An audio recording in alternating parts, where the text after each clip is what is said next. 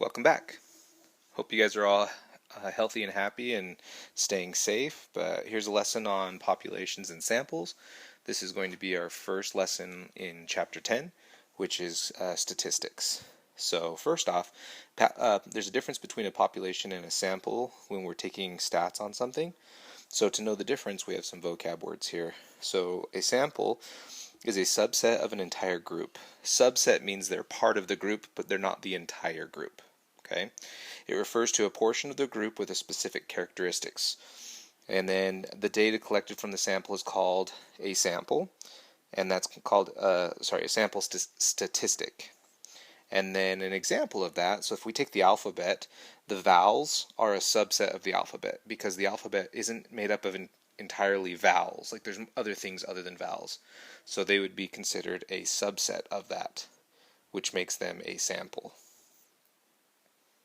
Okay, populations. When we're collecting data, the population, it refers to the entire group, so everybody included. The data collected from the entire population is called the population statistic. And then an example of that, the alphabet is an equivalent to the population, while consonants are a sample within the population.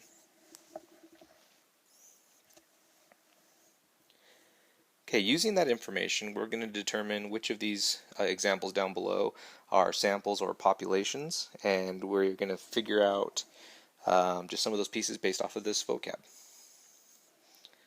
So starting out, we have number one, people living in a specific neighborhood. Is that, if we take that population of those people living in that neighborhood, what would be a sample of them? Well, in my neighborhood, a sample would be possibly maybe the elderly people that are living in the neighborhood, because not everybody that lives where I'm living is elderly, but there are some that are elderly, so that would be a sample of the population. If we have number two, families with children.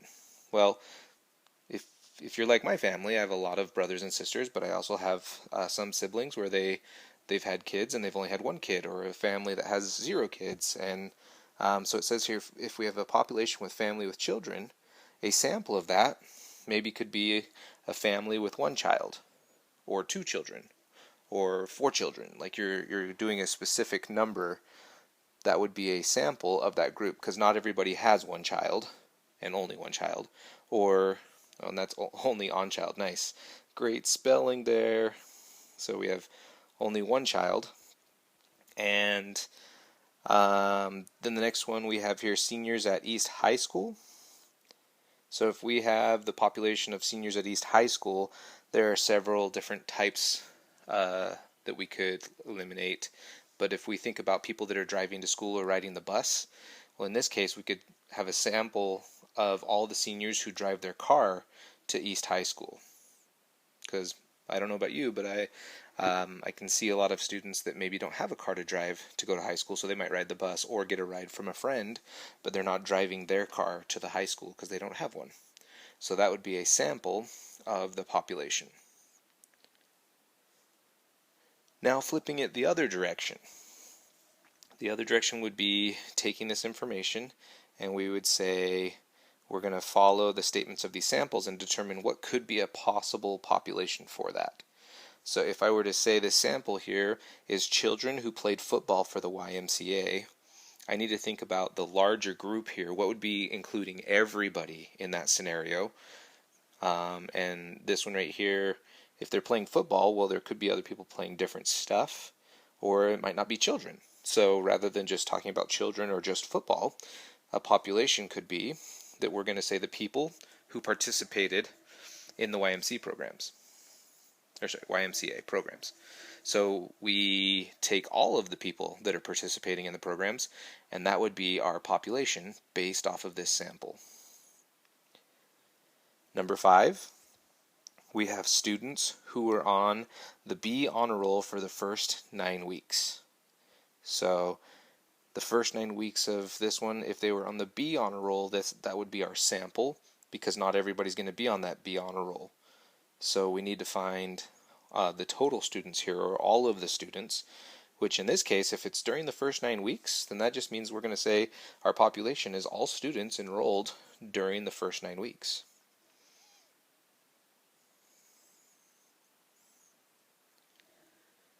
Number 8. We have a sample that households that have a cabin in the Riverside apartment complex. Oh wait, not cabin, cable. Another error. You're welcome. Households that have a cable in the Riverside, or have cable in the Riverside apartment complex. So I take this one, it's people that are in this apartment complex. Well, not everybody's going to have cable. They might have streaming services, or they might have other things, but we can just say, instead of just the people with cable, we would just say all households in the Riverside complex there. So whether they have cable or not, the population would be all of them.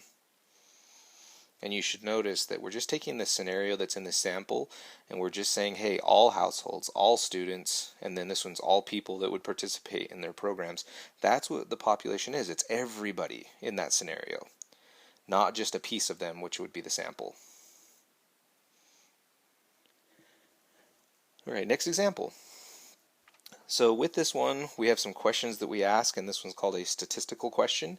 And it says there, a statistical question is one that can be answered with data that varies. Now what that means is that it says there, the answer to a statistical question must differ.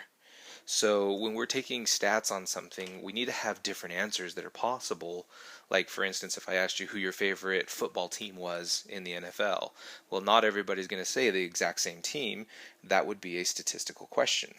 Or if I said, hey, what's your favorite color? Not everybody's going to have the same favorite color. That would be a statistical question.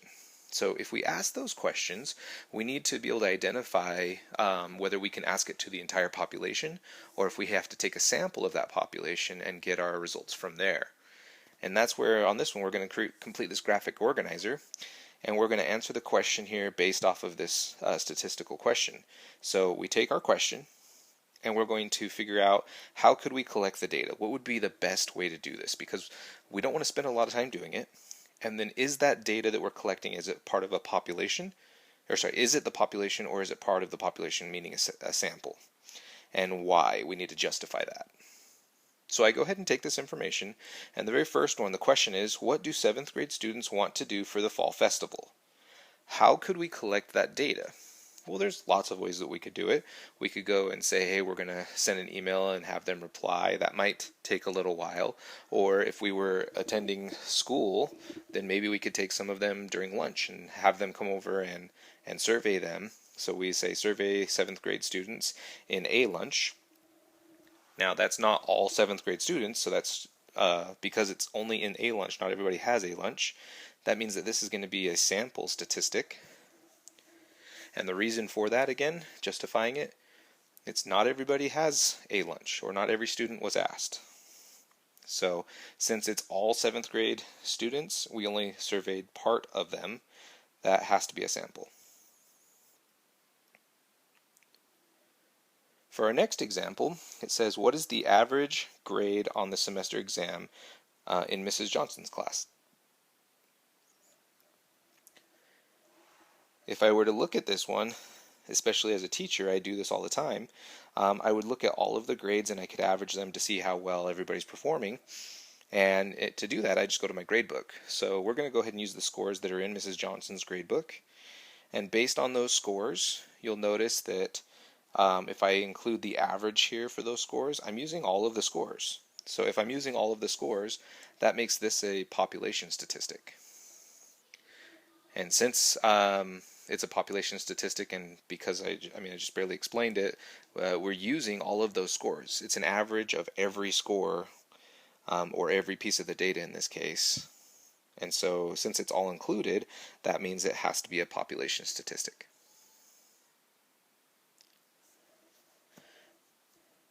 Right, last couple of examples. So we have here, who do Americans want as their president? Now that's always an interesting question and brings up a lot of debates, but being able to pick that information, especially if you were to do this before people voted and you wanted to know who they were thinking about voting, There's a lot of people that live in America, and way more people than what you could survey to get every one of them. And so as a result of that, we might have to do some polls, and that's a voting where you're calling people and saying, hey, who are you going to vote for? And you write down that information.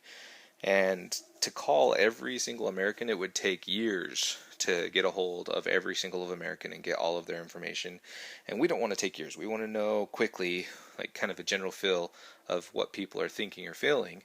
So since we're going to use the polls and calling people, we're going to have a sample statistic here. And the sample statistic, because we can't call everyone. It's just there's too many people and it would take way too long and the voting would already happen. So we would just go ahead and take that sample, just a small portion of this, and ask them, and that would determine what our answer would be based on that information. Okay, last but not least, how many students in your school ride the bus home? Well, to figure that one out, we're going to ask the people in your 8th grade period, and we're going to say, hey, how many of you ride the bus? That would be a really easy thing to do. It would take maybe 30 seconds. You could figure out how many people ride that bus or ride a bus. And then based on that, not everybody's in your 8th period class. So we would say this is a sample statistic. And the reason it's a sample statistic, it's because it would be a difficult thing to ask every student at the school. And not only that, though, is you didn't ask everyone at the school. And so that makes it a sample statistic. So hopefully that's helpful, and you kind of get the general gist between a sample and a population, because we're going through and figuring out this. Once we're starting statistics, we need to know whether it's a sample or a population. That's a really important thing to know. So go ahead and just kind of summarize your thoughts on what happened in this lesson and some things that you were able to pick up. And then as well, make sure that you were able to pause this frequently to go through and answer the questions below. You're just going to fill in the blank or use the words that I put in there for your word bank, where you can click on them and fill in those blanks. It's going to be identical to these guided notes here, but instead of writing it down on paper like we normally do, you're going to be doing it digitally. Okay, thanks. Have a great day and stay healthy.